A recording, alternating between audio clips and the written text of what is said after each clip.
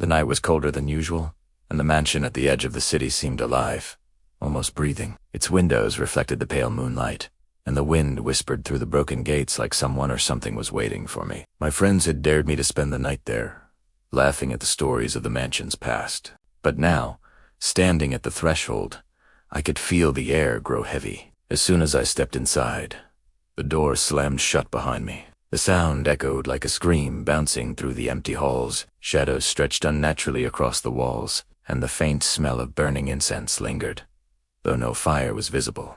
It's just old wood and drafts, I told myself, but deep down I knew I wasn't alone. I explored the main hall, my flashlight cutting through the thick darkness. Every step I took seemed to stir whispers, faint giggles that vanished when I turned my head. The portraits on the walls seemed to follow me, their painted eyes glinting in the beam. I froze when one of the portraits, a woman in a crimson gown, appeared to blink. Suddenly, from upstairs, I heard footsteps.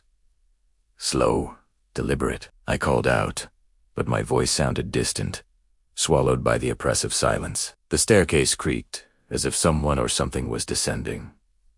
My heart pounded. I wanted to run, but my legs refused to move. And then I saw it. A shadow at the top of the stairs, too tall to be human, with glowing eyes that pierced the dark. I backed into a corner, trying to make sense of what I was seeing. The shadow began to move toward me, gliding across the floor without making a sound. I tried to scream, but only a strangled gasp escaped. My flashlight flickered, revealing glimpses of the room's shifting walls elongating, doors twisting. The mansion itself seemed to twist reality around me. Desperate, I ran toward what I thought was the exit. Every door led me back to the same hall, as if the mansion had become a labyrinth. I could hear whispers all around me, voices repeating my name, telling me secrets I didn't understand. You cannot leave, they said. Not until you remember. A mirror on the wall caught my attention. I approached it slowly, hoping for some kind of escape. Instead, I saw myself my reflection, but my reflection smiled.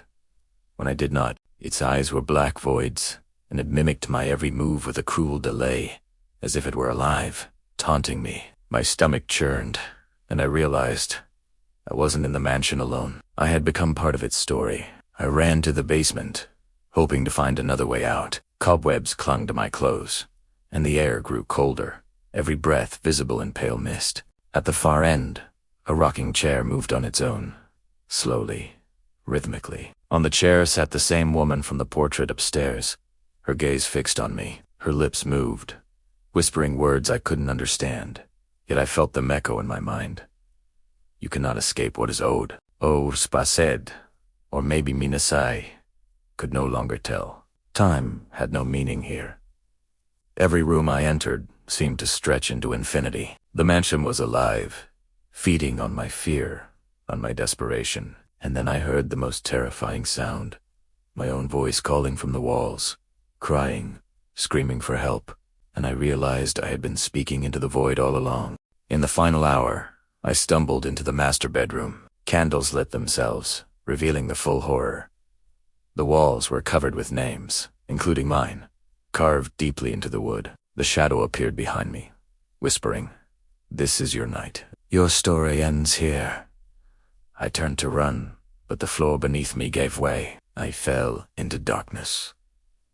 When I awoke, I was outside the mansion, the first rays of dawn piercing the fog. My friends were gone, my camera destroyed, and the mansion's gates were silent, as if nothing had happened. Yet when I looked down at my hands, I saw markings the same carvings I had seen inside. I was no longer entirely myself. I had spent a night in a mansion where the past, present, and future collided, and part of me never left. Even now, at home, I hear footsteps in the hall when no one is there. Shadows flit across my walls, and sometimes, in the corner of my mirror, I see her, the woman in crimson, smiling, waiting for me to return.